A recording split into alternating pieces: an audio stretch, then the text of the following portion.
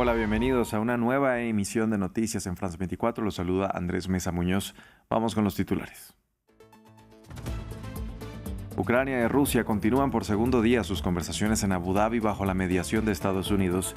El enviado del presidente Donald Trump comunicó que se había acordado un intercambio de 314 prisioneros, esto mientras en terreno continúan los ataques. En la Franja de Gaza subió a 27 el número de muertos por los ataques de Israel de este miércoles. Así lo reportó el Ministerio de Salud gazatí, que dijo que todavía hay víctimas atrapadas bajo los escombros, ya que los equipos de emergencia no han podido llegar hasta los lugares afectados. En Reino Unido, el primer ministro Keir Starmer se volvió a pronunciar sobre el nuevo escándalo del caso Epstein que involucra a su ex embajador en Estados Unidos, Peter Mandelson. El premier dijo que si bien sabía de la relación de este con el fallecido delincuente sexual Jeffrey Epstein, desconocía que era tan profunda. Tenemos reporte.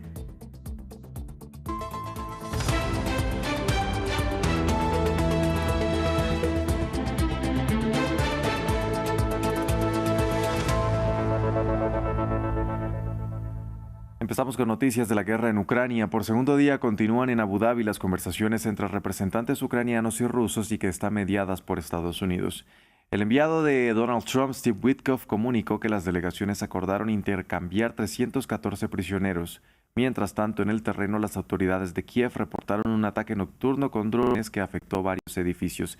De otro lado, el Ministerio de Defensa ucraniano reportó que logró desactivar las terminales del servicio de Internet Starlink, que estaban siendo utilizadas en su territorio por las fuerzas rusas.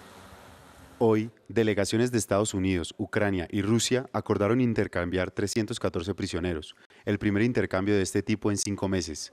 Este resultado se logró tras conversaciones de paz detalladas y productivas. Si bien aún queda mucho trabajo por hacer, pasos como este demuestran que el compromiso diplomático sostenido está dando resultados tangibles e impulsando los esfuerzos para poner fin a la guerra en Ucrania. Las conversaciones continuarán y se prevén avances adicionales en las próximas semanas. Agradecemos a los Emiratos Árabes Unidos y al presidente Donald Trump por su liderazgo para hacer posible este acuerdo. Hoy, jueves 5 de febrero, expira el nuevo START, un tratado nuclear que limitaba el tamaño de los arsenales nucleares de Rusia y Estados Unidos. Por primera vez en más de medio siglo, ambas potencias dejan de estar sujetas a límites legales sobre sus arsenales. Hasta el momento no existe un nuevo pacto sobre lo que deberá venir después, y los expertos advierten sobre el riesgo de que se desencadene una nueva carrera armamentística. Tras su expiración, Moscú dijo que seguirá siendo una potencia nuclear responsable. Ya no estamos sujetos al tratado. Estas son las palabras del Ministerio de Asuntos Exteriores de Rusia, ahora que el acuerdo New START llegó a su fecha de expiración.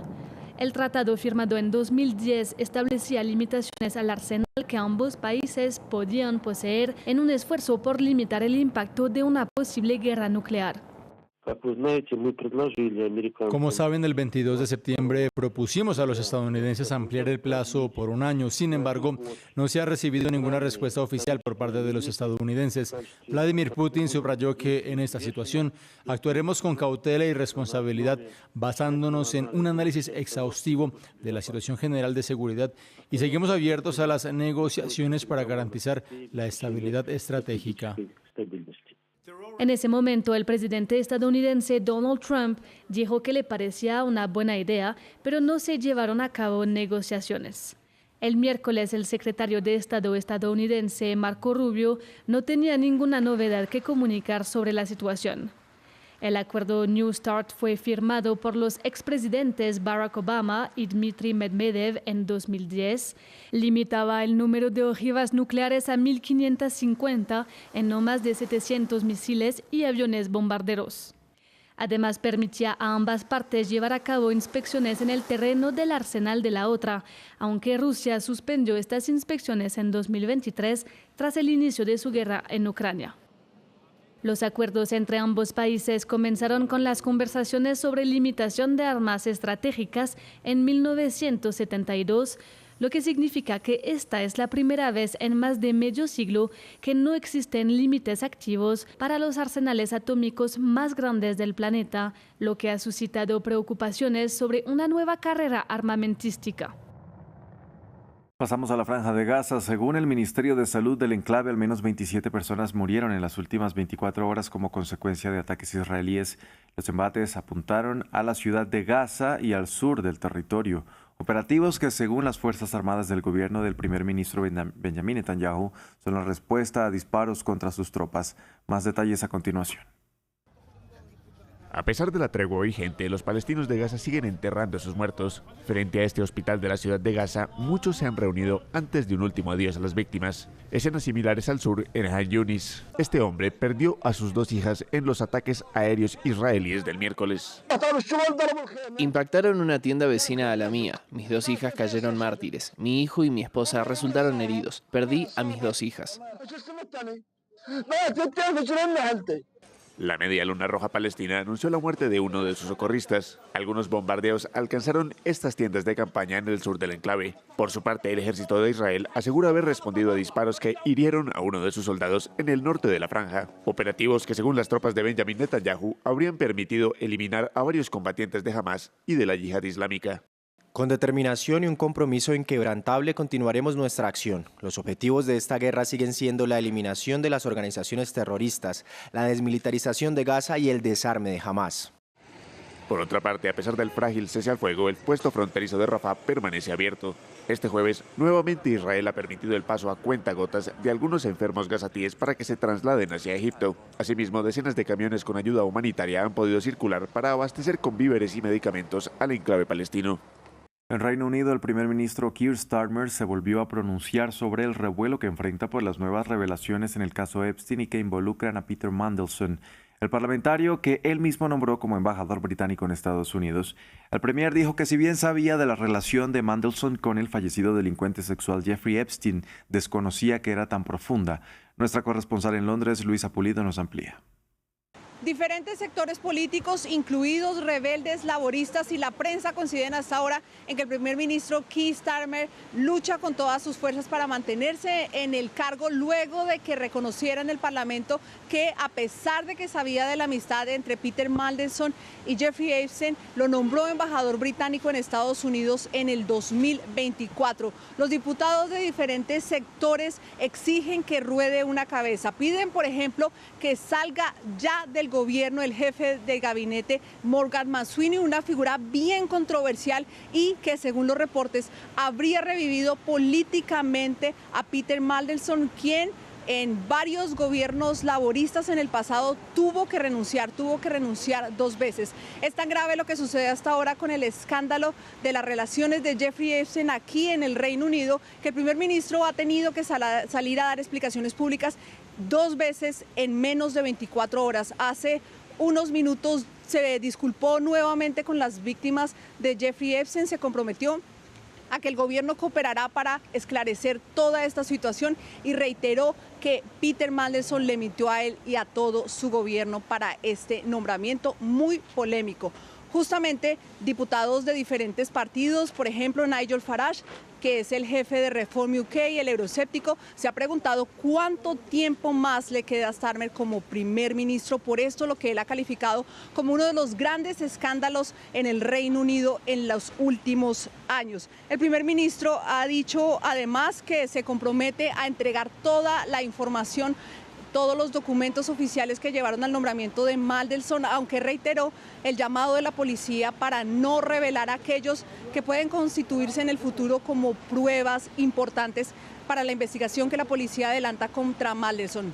No hay certeza de que estas disculpas del primer ministro sean suficientes para calmar una de las grandes tormentas de su partido.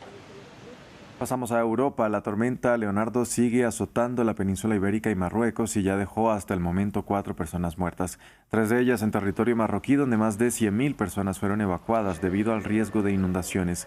Otro fallecido se reportó en Portugal, que sigue recuperándose por el paso del temporal Christine la semana pasada, mientras que en España, en la región de Andalucía, más de 3.500 personas fueron desalojadas, al tiempo que las autoridades reportaron el corte de 52 carreteras. Aún no hemos alcanzado la marea máxima, así que no estamos en su punto más alto. Además tenemos 4 presas que están liberando agua y un dique que se ha desbordado. Estamos intentando ayudar a la gente. Hay algunos caminos cortados y estamos distribuyendo sacos de arena. En resumen, Al-Alcácer está sufriendo una de sus inundaciones, como ya ocurrió en el pasado. Ahora mismo es un tanto inaudita, un tanto con un poquito de incertidumbre, pero quiera o no la madre naturaleza tiene que ir buscando su sitio. No podemos hacer más que intentar adaptarnos y esperar a que vaya lo mejor posible. En Italia se ultiman los preparativos para el inicio de los Juegos Olímpicos de Invierno de Milán Cortina. En las próximas horas se espera la llegada de la antorcha olímpica a Milán, sede de la gran inauguración del viernes. Pero más allá de lo deportivo, la maquinaria diplomática ya está en marcha con la llegada de las principales delegaciones políticas. Nuestra corresponsal Irene Savio, que se desplazó al norte del país, nos trae las últimas novedades. Sí, así es. Italia se encuentra prácticamente a contrarreloj de cara a la inauguración de los Juegos Olímpicos de Invierno de Milano Cortina. La ceremonia de apertura es mañana, pero ya hoy han empezado, de hecho, a llegar las delegaciones más grandes. Sabemos, por ejemplo, que ya se encuentra en Italia el vicepresidente de Estados Unidos, J.D. Vance, de la administración de Donald Trump, que además es un aliado estrecho de la primera ministra italiana Giorgia Meloni, pero son en realidad muchos más los líderes que están en estos momentos llegando a Italia. Y todos ellos además vigilados por un grandísimo operativo de seguridad, unos 6.000 agentes entre policías y militares italianos que también estarán velando por la seguridad de los alrededor de 3.000 atletas de 93 países acreditados para la competición. Todo esto de momento, al menos de momento, sin mayores incidencias, como también hemos podido comprobar en nuestro viaje hasta este pueblo del norte de Italia, ubicado a tan solo poca distancia de una de las tantas zonas rojas establecidas para estos Juegos. Y eso sí, un dato, el dato de las polémicas que permanecen, sobre todo por el temor que manifiestan algunos observadores, algunos analistas, a que estas Olimpiadas también sean muy caras también para el medio ambiente. En Venezuela hay versiones encontradas sobre el paradero del empresario colombo-venezolano Alex Saab, después de los reportes de los medios de comunicación colombianos que informaban sobre su captura en una operación conjunta entre servicios de inteligencia de Venezuela y el FBI estadounidense. Su círculo cercano salió a desmentir estas afirmaciones. Según su abogado, Saab está libre y en su casa. El empresario es acusado de haber sido el testaferro de Nicolás Maduro y Estados Unidos busca extraditarlo allí. Repasamos su trayectoria en el siguiente informe. Alex Saab, empresario colombiano y diplomático venezolano, fue señalado en su momento por Estados Unidos de ser el testaferro de Nicolás Maduro. Hijo de un inmigrante libanés establecido en Barranquilla, creció en esta ciudad de la costa caribe colombiana. Su relación con el chavismo comenzó en 2011 tras recibir un contrato ligado a la misión Vivienda del gobierno venezolano. Sin embargo, desde 2016 recibió el contrato que llamaría la atención de las autoridades estadounidenses, con el que se comprometía a proveer millones de paquetes de alimentos subsidiados llamados CLAP. Y se hizo noticia en junio de 2020 cuando fue sacado de una aeronave privada en una parada en Cabo Verde en su camino hacia Irán. En esta isla africana estuvo detenido hasta octubre de 2021 cuando fue extraditado a Estados Unidos. Ahí estuvo encarcelado hasta 2023, cuando fue liberado como parte de un acuerdo entre los gobiernos de Joe Biden y Nicolás Maduro a cambio de la libertad de 10 estadounidenses detenidos en Venezuela. Quiero darle la bienvenida a este hombre valiente, patriota, que resistió 1.280 días, 40 meses, las condiciones más adversas. Poco después, Maduro lo designó presidente del Centro Internacional de Inversiones Productivas de Venezuela antes de nombrarlo ministro de Industria. Pero en enero de este año, tras la captura de Nicolás Maduro por Washington, la presidenta encargada, Delcy Rodríguez, lo destituyó de su cargo. Aunque los señalamientos de la justicia estadounidense en su contra por lavado de activos ya fueron desestimados debido al indulto de la administración Biden, el empresario sigue siendo clave para entender los vínculos económicos del gobierno Maduro con países como Irán. Hasta aquí este informativo. Gracias por acompañarnos.